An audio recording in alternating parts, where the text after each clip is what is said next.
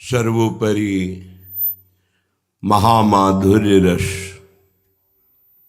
ये किसी साधना से प्राप्त नहीं होता, प्रिया प्रीतम की कृपा से प्राप्त होता है।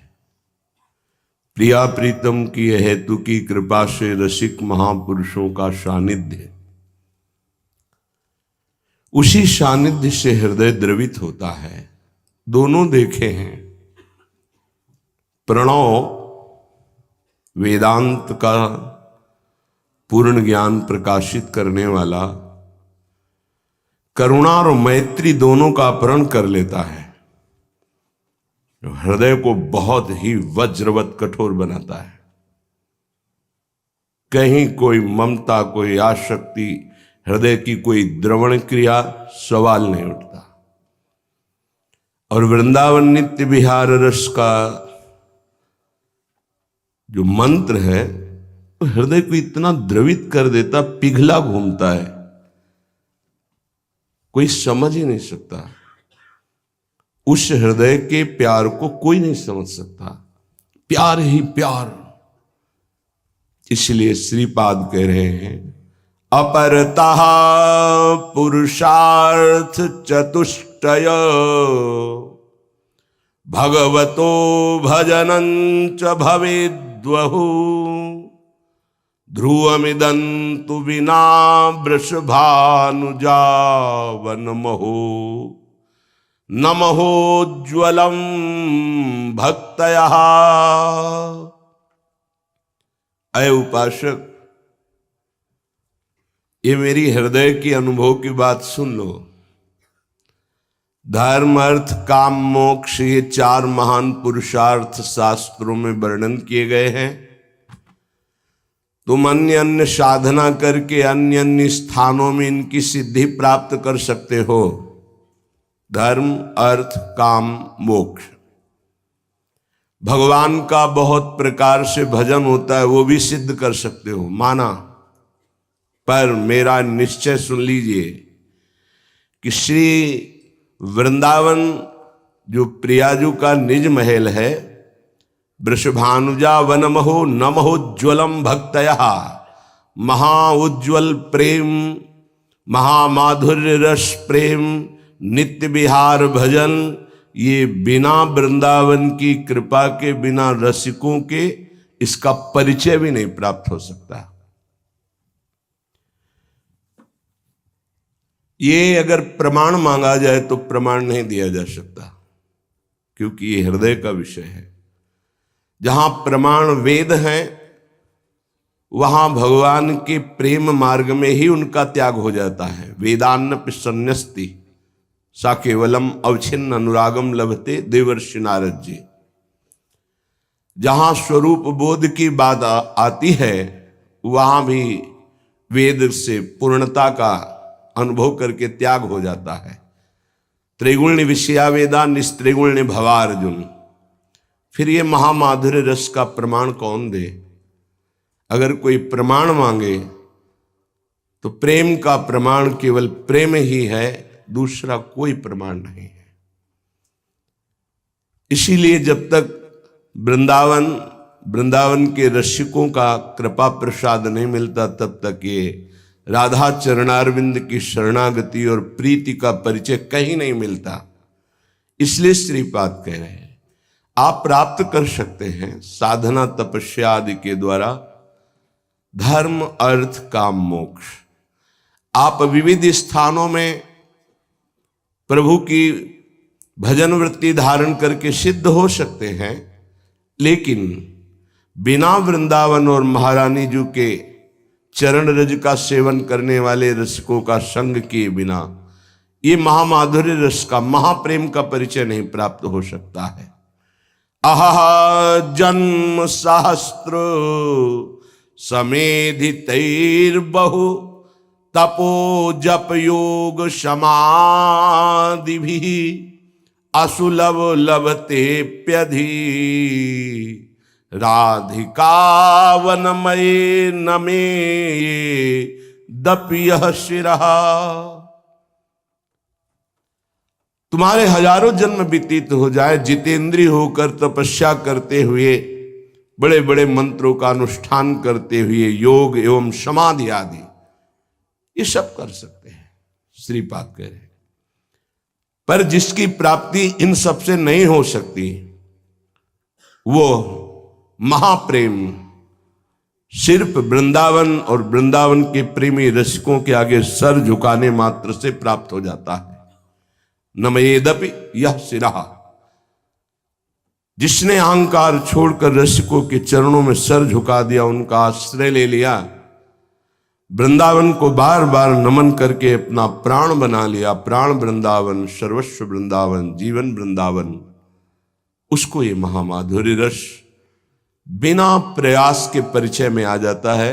ये अपने घर की बात हो जाती है। जैसे घर की बात को समझने के लिए ज्यादा बुद्धि लगानी नहीं पड़ती, ऐसे वृंदावन प्रेम रस रसिकों के घर की बात हो जाती है। बहुत बड़े त्याग की इसमें आवश्यकता होती है। त्याग की स्मृति के भी त्याग की आवश्यकता होती है। नवनिवृत्त निकुंज में अद्भुत रास विलास रस की वर्षा करने वाली ये श्यामा श्याम की जोड़ी की प्रीति बिना प्रेमी जनों के तो प्राप्त ही नहीं हो सकती। ब्रजलीला में, रास में गोपी जनों के हृदय को चुराने वाले, गोपी जने के हृदय को प्रेम में करने वाले, गोपी जनों में अद्भुत आकर्षण प्रकट करने वाले प्रभु उन्हीं की परीक्षा लेते हैं, तब रास में प्रवेश देते हैं। ये ब्रजलीला का रास, ये तो एकांतिक नवनिवृत्त निकुंज में प्रिया प्रीतम की परिचर्या, श्रीअंग सेवा, आठों पहर उनके समीप, ये तो अत्यंत दुर्लभ बात है। जिस समय भगवान ने गोपी जनों का आवाहन किया बंशी से, इन्होंने ही बुलाया है, अपने लोगों को भी इन्होंने ही बुलाया है। आपकी किसी तप पुण्य या आपकी किसी विचार की वृत्ति नहीं जो आप वृंदावन में बैठे हैं, आपको हमारे प्रभु ने कृपा करके, अद्भुत कृपा करके ये सौभाग्य दिया है। प्रभु जो ही देखा कि गोपी जन सब हमारे समीप, रात्रि का समय है, किसी को कोई शुद्ध नहीं है, सबकी वृत्ति केवल कृष्णाकार, केवल श्री कृष्ण, अद्भुत। इसीलिए गोपी जनों की चरण रज की वंदना बड़े बड़े महापुरुष करते हैं। केवल कृष्णाकार, कहीं पूरे हृदय में कहीं कुछ नहीं। भगवान कहते हैं स्वागतम वो महाभागा प्रियम किम करवाणि वह ब्रजस्या नामयम कच्चिद ब्रूतागमन कारणम। धन्य है तुम्हारे भाग्य, महाभाग्य। क्यों? क्योंकि तुमने सर्वस्व विस्मरण करके केवल मेरा स्मरण रखा। मेरे आवाहन करने मात्र से तुम देह भाव का विस्मरण करके, लोकवत संबंधों का त्याग करके मेरे समीप आ गई। तुम महाभाग्यवत। ऐसा किसी ऋषि का स्वागत नहीं किया प्रभु ने, कभी ऐसा किसी ब्रह्म ऋषि का स्वागत नहीं किया। भगवान कह रहे हैं स्वागतम वो महाभाग। यही शब्द ब्राह्मण पत्नियों के लिए भी प्रयोग किया था, जो अपने पति और समस्त कुल बंधन को विध्वंस करके एकमात्र श्री कृष्ण अनुराग में भरकर थाल सजा के चल पड़ी। हे महाभाग्यवती गोपियों, महाभाग्य किनका? जिनके हृदय में श्री कृष्ण के सिवा और कोई चिंतन नहीं है, महाभाग्यशाली। और धन्य है जिनकी यात्रा प्रारंभ हो गई श्री कृष्ण मिलन की, और धन्य है जिनके सामने श्री कृष्ण विराजमान है। इसलिए महाभाग्यवती। बताओ प्रियम किम करवाणे वह, आप क्या क्या प्रिय करूं? कुशल मंगल है ना? ब्रजस्या नामयम कच्चित ब्रूतागमन कारणम, आपके आने का कारण क्या है? रात्रि का समय है, इस समय सब आप एकत्रित हो गई हैं, कैसे भोले बन रहे हैं? पहले घसीटते हैं, आकर्षण करते हैं चित्त का, फिर पूछते हैं ब्रूतागमन कारण, तुम्हारे आने का कारण क्या है? सब ठीक है, कुशल मंगल है?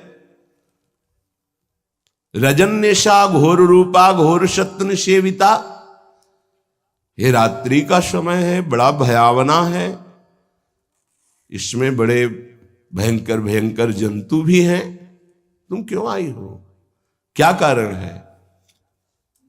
और आप ही महाराज निशम्य गीतम तदनंग वर्धनम ब्रजस्त्रिया कृष्ण गृहीत मानसा आजग्मुरन्योन्यमलक्षितोद्यमा स यत्र कांतो जवलोल कुंडला।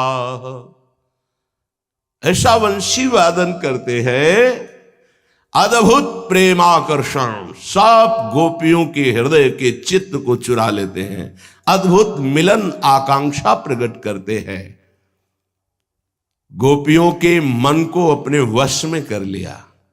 कृष्ण गृहीत मानसा, आकर्षित करके गोपी के मन को अपने अधीन कर लिया। निशम्य गीतम तदनंग वर्धनम, अनंग प्रेम को भी कहते हैं, अनंग काम को भी कहते हैं, यहां प्रेम है। अनंग प्रेम का वर्धन करने वाले वंशी का वादन किया और सब गोपियों के मन को चुरा लिया।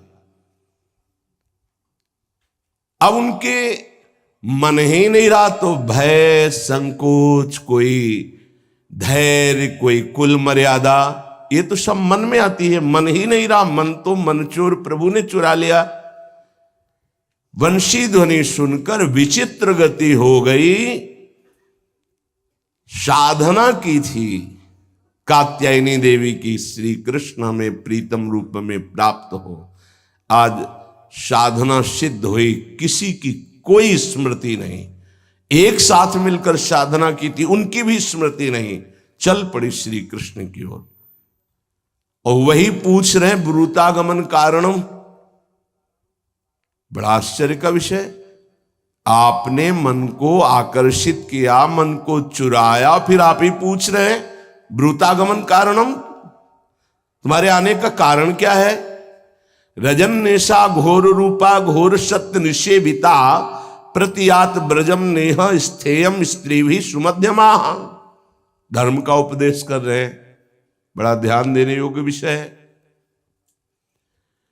हम जब प्रेम मार्ग में आकर्षित किए गए तो अब हमारे चित्त में केवल प्रेम की ही प्रधानता होनी चाहिए। ना वेद सिद्धांत चलेगा और ना लोक सिद्धांत चलेगा। यहां वेद रसिकन की बानी। देखो गोपीजन कितनी योग्य हैं, ये भगवान दर्शाने के लिए प्रश्न करते हैं। रात्रि का समय है, अर्थात स्त्री शरीर के लिए रात्रि में यात्रा करना निषेध है। तो रात्रि के समय में आप क्यों आई? दूसरा, बड़ा भयावना वन है, सिंह भालू चीता है सब यहां रहते हैं, बड़े बड़े भयानक हिंसक जीव यहां घूमते रहते हैं, तुम ऐसे कैसे आ गई? अच्छा, अभी तुरंत लौट जाओ, आदेश कर रहे हैं तुरंत लौट जाओ। तभी श्रीपाद कह रहे हैं कि धर्म अर्थ काम मोक्ष की उपासना तो कर सकते हो, पर श्रृंगार रस, महामाधुर्य रस, ये तो वृंदावन रज की कृपा और रसिक की कृपा से ही इसका परिचय, इसकी उपासना और इसकी सिद्धि प्राप्त होती, किसी और से नहीं। चाहे योग कर लो, चाहे तप कर लो, समाधि, कुछ भी। तुम्हें यहां नहीं रुकना चाहिए एक क्षण। जाओ, प्रतियात ब्रजम नेह स्थेयम स्त्री भी सुमध्यमा। तुम्हारा स्त्री शरीर है, तुम अभी इसी क्षण वापस ब्रज में चली जाओ। उपदेश कर रहे हैं, बहुत ध्यान देने योग्य विषय है। मातरः पितरः पुत्रा भ्रातरः पतयश्च वः विचिन्वन्ति हृपश्यन्तो मा क्रीड्वं बंधु साध्वशम्। तुम्हारे तो मां है ना, पिता है। ये इसका मतलब क्या है? वाह, आप पहले आकर्षित करते हो, फिर याद दिलाते हो कि तुम्हारी मां है, तुम्हारा धर्म है, तुम्हारे पिता है, तुम्हारे पति भी हैं, पुत्र भी हैं, भाई बंधु भी हैं। वो सब तुम्हें ना देखकर भय में हो जाएंगे और वो ढूंढेंगे, जाओ ना वापस। दृष्टम वनम कुष्मितम राकेश कररंजितम यमुना नील लीलैजत तरुपल्लव शोभितम। अच्छा, हो सकता है तुम वृंदावन की शोभा देखने आई हो। तुमने देखा कितने रंग बिरंगे सुंदर पुष्प हैं। ये कब बोलने लगे? जब प्रश्न किया कि तुम्हारे माता हैं, पिता हैं, पति हैं, पुत्र हैं, भाई बंधु हैं। एक कदम पीछे नहीं हिली गोपीजन। वही प्रेम भरी दृष्टि और प्रणय कोप से भवें चढ़ती चली जा रही। पहले चित्त का अपहरण करते हो, फिर धर्म का उपदेश करते हो। ये क्या तुम्हारा स्वरूप है? पहले हमारे मन को चुरा लेते हो, फिर उपदेश करते। तुम्हारे मां है, तुम्हारे पिता है, तुम्हारे भाई हैं, तुम्हारे बंधु हैं। प्रभु बदले। अच्छा, तुम वृंदावन की शोभा देखने आई होगी। है ही इतना सुंदर वृंदावन। तुम लोगों ने रंग बिरंगे पुष्पों से लदे हुए ये लताएं वृक्षों को देखा, कितने सुंदर है।